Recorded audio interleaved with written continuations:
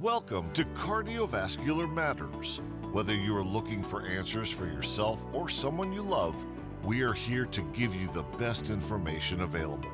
Each week, the founder of Cardiovascular Institute of the South, Dr. Craig Walker, and medical device sales veteran Terry Roberts discuss the causes, symptoms, treatment, and prevention of health-related issues stemming from cardiovascular disease.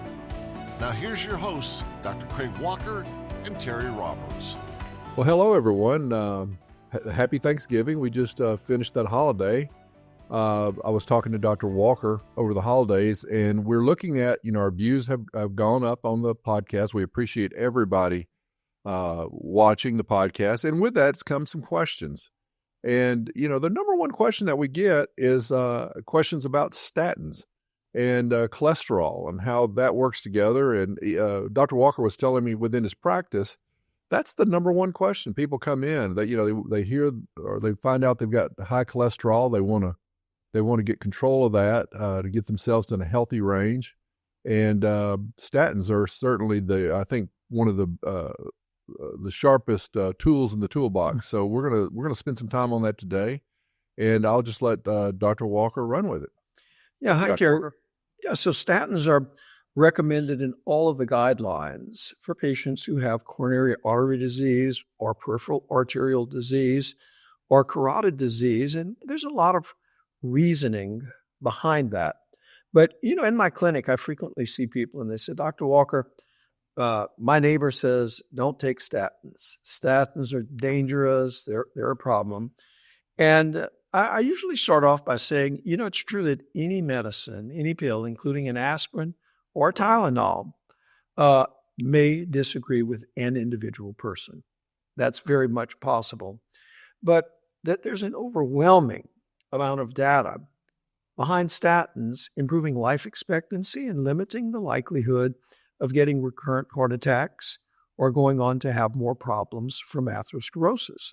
Mm-hmm. So I think it's important to understand why we use statins, why they're in most of the guidelines, who's most apt to get side effects, how can we mitigate some of those side effects, and in some people who really can't take this, just as is true with any medicine in the world, right. What are the alternatives that one can take? So first off, let's just talk about why we take these. Well, the number one cause of death in the United States is still heart attack. Right. And heart attacks, by and large, occur because of atherosclerosis. And atherosclerosis is a process by which there's a fatty buildup within the arteries within our body. As this continues to build, ultimately what may happen is it may obstruct the vessels so much that there's poor flow, or it may ulcerate because the fat within the plaque can actually rupture, and that really causes thrombus or clot, and then one can get no blood flow. So typically when someone goes from being stable with angina or with heart blockages, they walk a certain amount at a certain level, they get chest pain. But when all of a sudden you're having the pain at rest, you can't get rid of it. Mm-hmm. Then almost always there's some clot involved at that point. And that typically, if the heart starves tremendously, then that can kill us because of arrhythmias or because we may damage so much of our heart pump that we simply cannot pump enough blood. So it is very important that we mitigate that.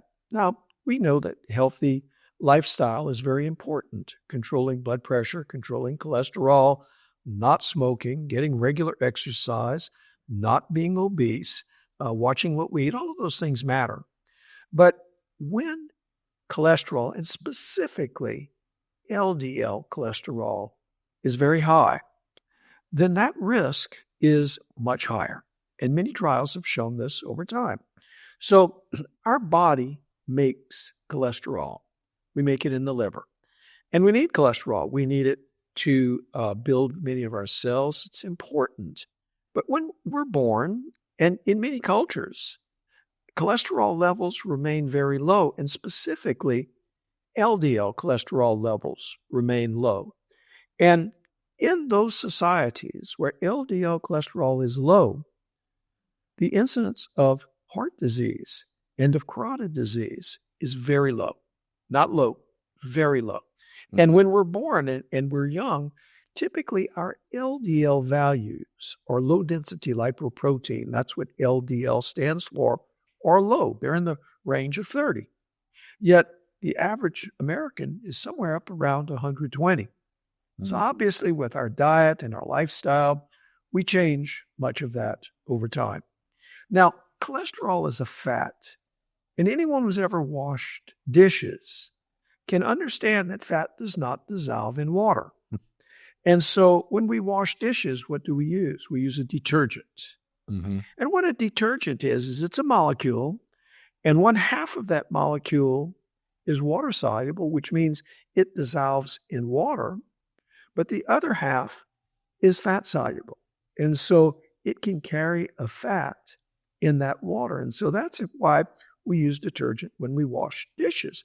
It helps us get rid of the fat and the other things that are in the food, and we can clean them, and it goes into the water, and we can ultimately get rid of that water. Well, in our body, cholesterol is made in the liver, and it is transported by lipoproteins. These are detergents. That's what they are. And they're how cholesterol travels around in our blood and gets out to our cells. Now, we have many forms of lipoproteins. We have high density, low density, intermediate density, very low density. But really what I want to speak out about mostly right now, what accounts for the overwhelming majority of problems, is low density lipoprotein, or LDL.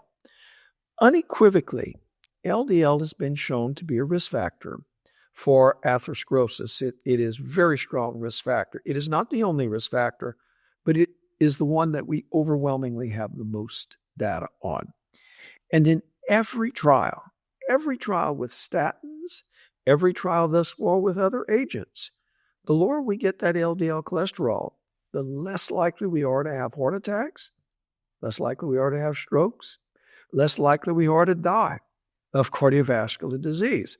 And that's why this has entered the guidelines. Now, statins, we have many of them. Statins work by two mechanisms. They help to decrease the production of cholesterol in our bodies. They do that in the liver. And then they help to increase LDL receptors. Now, LDL receptors are receptors that are on the outside of the liver. And so when LDL molecules come to the liver, these receptors grab the LDL particle, bring it into the liver. They then get rid of that particle, and they recirculate to come back to the outside of the liver to continue chewing up and lowering our LDL cholesterol, which lessens our risk. Now, statins work in both of those ways, but they block, to begin with, an enzyme called HMG coreductase A, big name. But we seem to like those in medicine. Right. But they block that. And that has other things that it does. Okay, when that happens, and because of the mechanism of action, because some of this becomes active in our muscles, some people get muscle aches with statins. That's overwhelmingly the biggest side effect that people may have. I take statins, and I must say I've never had a side effect. But what do we know about this? Well, we know that people who have low HDL levels are more likely to have muscle aches with this. And we know that if someone has these, often, if we place patients on enzyme CoQ10, or we utilize sometimes calcium and magnesium together, their electrolytes, that often we can mitigate those responses. Often we can make the myalgias or the muscle aches that people get much less severe. And with that, overwhelming majority of patients can indeed take statins. But there's so many things people don't realize. To begin with, statins are much more effective if we take them at night after our last meals, because that's when the circulation with the liver, the circulation we call the intrahepatic circulation, that's when it's the greatest. So the same dose of a statin taken at night has a greater impact than taken in the morning. Very important point. I did not know that. Secondly, we know that statins are different. And I really divide statins into two types. Those that themselves are lipid soluble. Whenever something lipid soluble, the way our body gets rid of it is in our liver. Okay, anything that's lipid soluble is ultimately metabolized by the liver. And there are some that are water soluble or, dissolve in water. And those are typically metabolized by our kidneys. Mm-hmm. Okay, and so those are generalities that we can use as we think about statins. And so one may not tolerate one statin and may ultimately find they tolerate another statin very well. Also, the dose of statin matters. Now, when we initiate a statin, regardless of which dose we start at, as we double the dose, on the average, we only lower the cholesterol effect by about 6 or 8 points. It's not like it makes a dramatic difference with each point that we use. But certainly that is important. And we know that statins have an effect beyond just the cholesterol lowering. It seems to block some of the inflammatory response in cells. And so we call that a pleiotropic effect. It's a big word. In Louisiana, we would call that lagniappe. It's something extra. That's right, a little extra. It's something a little extra. But if a patient can tolerate statins, and truly some cannot, but I think a motivated patient who says, if this drug can make me live longer, make me have less side effects, I'm willing to work with it and try to get around those. I find that the overwhelming majority of my patients can do this, but we have to educate them first. If you get some myalgias, it's very important. Now, there's a new class of drugs for those patients who just can't take a statin. So let me go one step further with the statins, and that's the myalgias I've told you about. Very, very, very rarely, statins may cause liver function abnormalities. Now, in most people, they actually improve liver function because cholesterol itself is somewhat harmful to our liver, and we get fatty liver. And so often, liver enzymes will be elevated just from fatty liver. And as we get rid of the fat with cholesterol, usually that improves liver function. But because many of the statins are lipid soluble and have to be metabolized by the liver, in certain people, it can absolutely affect liver function. And so those patients may be completely unable to take a statin. Well, there are a new class of drugs that work 2 steps above where statins work in the cholesterol synthesis pathway, or how we make cholesterol. Mm-hmm. They work at what is called the ACS pathway. And that new drug, which has been approved, is called bempedoic acid, or the other name for it is Nexletol. Now, Nexletol has no effect within the muscle, so it's unlikely to create muscle aches. But it does seem to lower cholesterol in a similar manner to statins. And it does seem to really bring this LDL level down. Thus far, the negative of that is that it's not generic, and so it's a little more expensive. Most of the statins now are generic. Now, I will mention the 2 most commonly used statins in today's world. They're very potent statins, and I'll classify them. One of those is atorvastatin, the other name being Lipitor. Mm-hmm. At one point, it was the most prescribed medicine in the world and the highest dollar amount. Now, some of the diabetic drugs have passed that up, but nonetheless, a big drug taken by many people. So Lipitor, atorvastatin, it is fat soluble, is a very strong statin. It tends to lower cholesterol dramatically. And the other drug, newer than that is water-soluble, is rosuvastatin. And rosuvastatin is, rosuvastatin, of course, is the generic name for it. And rosuvastatin is also very powerful.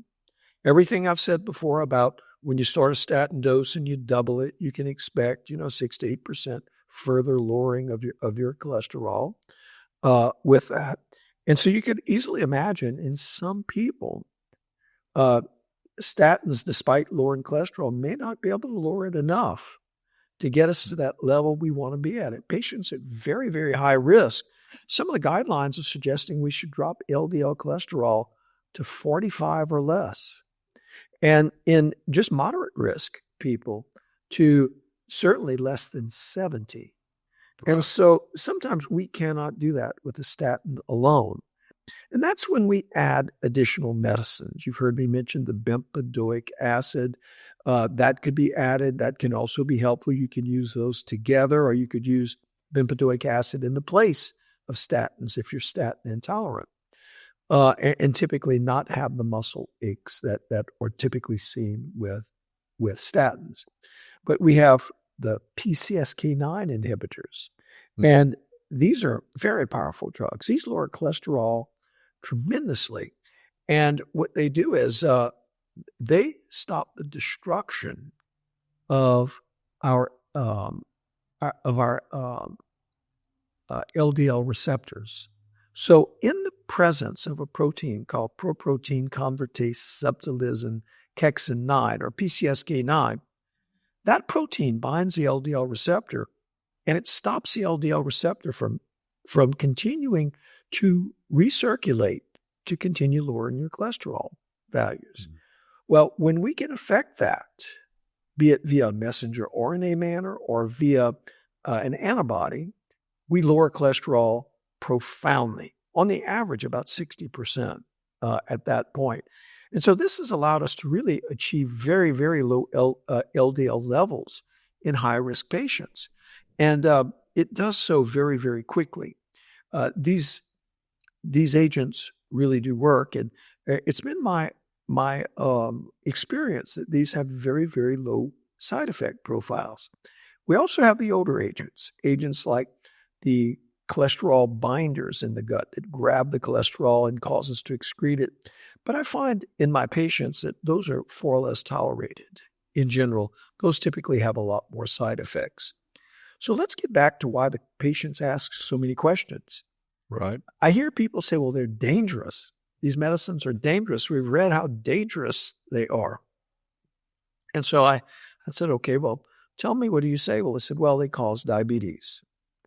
Statins do. And I said, well, that's, it has been shown that people on statins do develop, many of them do develop higher blood sugar levels.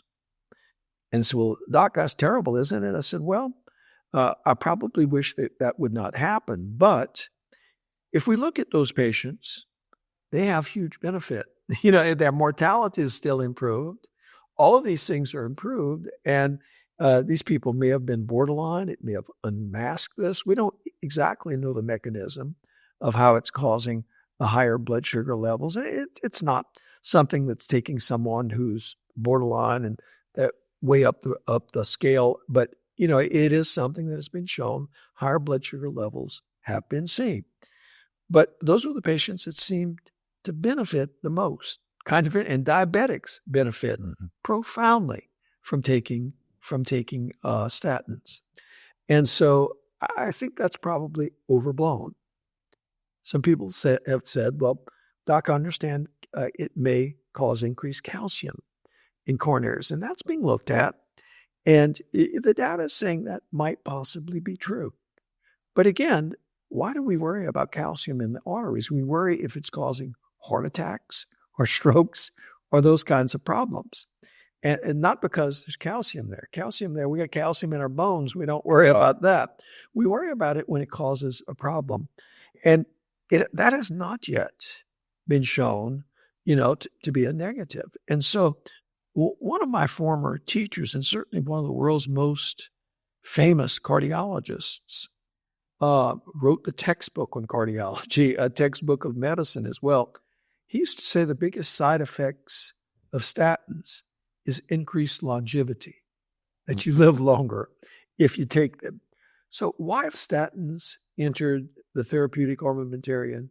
They're cheap. You can take them once a day. They have proven benefit of lessening the likelihood of having a heart attack, having a stroke, having peripheral disease. They've been shown to increase the likelihood of your bypass grafts staying open if you have bypass surgery, increase the likelihood of your stents staying open if you have stents. And certainly those are the kind of side effects I want. Those kinds of side effects of increased longevity and less problems. And they're very cheap in today's world. So without a doubt, they're cost effective as well as effective. Cost effectiveness is on one side of this is the cost, on the other side is the effect. What do they do? And they certainly are incredibly successful. So until we get to that point where our lifestyles so change that LDL cholesterols are like they are when we're born and where we're not at risk, I think statins are going to remain an important part of therapeutic armamentarium. And in some people like me with really high cholesterol values, I had some genetic issues with cholesterol where something called familial hyperlipidemia. I take a statin and I take a PCSK9 inhibitor. And with that, LDL levels have been very low. Now, one other point that people have now brought up, now that we can get such low LDL values, is they said, Doc, isn't that bad? Because we need cholesterol. I said, we do need cholesterol. And we were concerned that really low LDL cholesterol values might affect brain function, might affect other things, because the brain is basically a big glob of very important fat. That's what the brain is. It's made up of fatty tissues. And this was studied extensively during the trials with the PCSK9 inhibitors. And there was a part of a trial called Ebbinghaus within the trial looking at neurological function in patients where they had very low LDL cholesterols, less than 25. And guess what they found? No difference, none whatsoever. So I think that, many of the fears around statins are overblown. There are many critics, but I would challenge you to find any widely prescribed medicine that doesn't have a lot of detractors saying, I'd never take that. It's always sensational. Whenever something sensational occurs, it's because you're going against something that's considered mainstream. But I would say that so many studies, not one or two, not even 10, not even dozens, I'm speaking about hundreds of studies, have repeatedly shown dramatic benefit with the use of statins in treating people, in lessening cardiovascular risk, not just in lowering the cholesterol, but improving outcomes. And that's really, I think, pretty hard to argue with. Absolutely. So patients come to you now and they're obviously, they get their blood work done and you see these elevated levels. I mean, typically, what's your go-to statin to get? So you try first and then, then what's next and then what's next? Sure. So I do always start asking people to do a healthy lifestyle, to try to walk every day, to try to, watch the food intake that they have. And we give them a low cholesterol diet. But I explain to them that most do not achieve, if their LDL cholesterol is really high, most do not achieve perfect values with that. Right. Typically, I use the two newer statins that we have. Many of my patients are on older statins and are controlled, and I typically won't change it if that's the case, unless there are extenuating circumstances. Some of the older statins interfere with other drugs. And therefore, if I have to use another drug for another purpose, I wouldn't use them. Now, the newer statins don't interfere much with other drugs. And so the two I use the most are atorvastatin or Mevacor. And the second statin is rosuvastatin or Crestor. Okay. And I typically start those at moderate dose, not at low dose. That's typically going to get me where I want. And I do tell patients, let's pay attention to pain. And when I initially evaluate the patient, I get a lipid profile, and that tells me about HDL as well as LDL. Really, and I tell the patients with high HDL, unlikely you'll have any muscle aches. We don't know exactly why that's the case, but that has been observed. The patients most likely to have muscle aches are those with low LDL, with low HDL to start with, and or high density lipoprotein. And if they have that, I suggest those patients start on enzyme CoQ10, just over the counter enzyme CoQ10. There are many on TB. You see Qnol, but there are many, and to just start that, and to perhaps take a calcium, magnesium, and zinc tablet each day. Certainly, that's no negatives have been shown with that. Sure. And with that, I found most of these patients really are less likely to have pains. And I think, as I said, because there is so much talk out in the public about statins, people, as a doctor on every corner, they may not have an MD license, but they certainly know more than most of the doctors, and so I would never take that sort of stuff. And that's, I think, a big problem. Whenever people go into taking a medicine and don't understand why they're taking it, don't understand what you're trying to achieve with it, don't understand the benefits of it, sometimes it's hard to get them, to take those medicines. So I spend a little time with my patients, actually, when I start a statin, explaining to them why I think it's important, telling them up front, no shame if they have pain and it doesn't work, then we'll change to something else. Pivot, right. But Absolutely. And we just have to have a working relationship. Don't just stop it to stop it because your next door neighbor told you they wouldn't take it. Right. I can remember back in the day, there was a magazine, I don't know if it still exists, but it was called Red Book. And there was all kinds of articles in there. And I'd hear patients, well, doctor, I read in Red Book where such and such and such and such. And we would laugh about that because quite often it was just, just, I won't say rumor, but it was more not fact-based. And you brought out a really good point earlier about all the studies that have been done on statins. I mean, it's been around for more than 2 decades and just a tremendous amount of research done. And it's been proven, you definitely want to have your cholesterol levels in a healthy range, and there's ways to get there.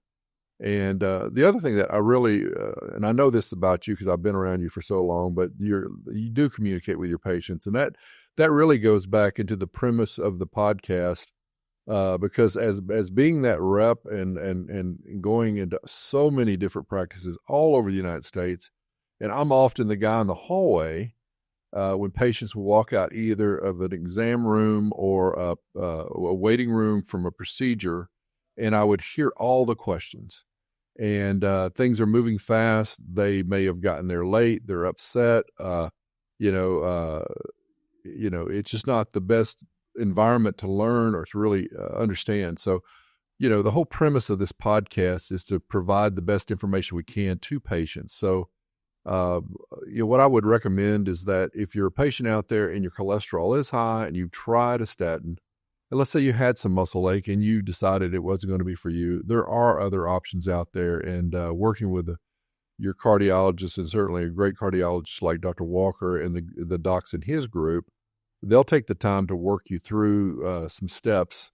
And anything worth having is worth working for. And I think if you want to get to that healthy range, and I certainly encourage everyone to try to do that, work with your doctors and find that combination that's going to work for you. Because we were talking earlier before we started the podcast, and I mean about we were going down some of the side effects and what we actually wanted to talk about, and there was nausea and vomiting. We laughed about that because there's every single medication it will affect. There's going to be 1 in 100 that's going to have that issue. And then they're just going to have to try something else and find out what works.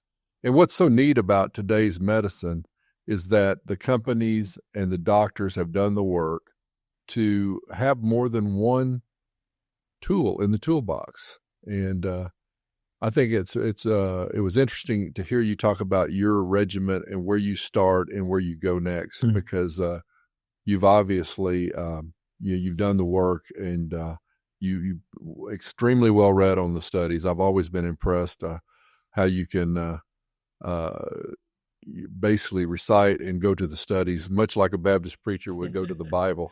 I've always said that about you, Dr. Walker. But you've done the homework, but more importantly, you've had literally thousands, if not 100,000 patients come through your office, and you've seen firsthand what the drugs will do, how they affect people. And then if you have an issue, you know exactly where to pivot and where to go next. So that's good. And it's really neat that you've been able to train so many other physicians that have come through there. We were talking about fellows earlier, and,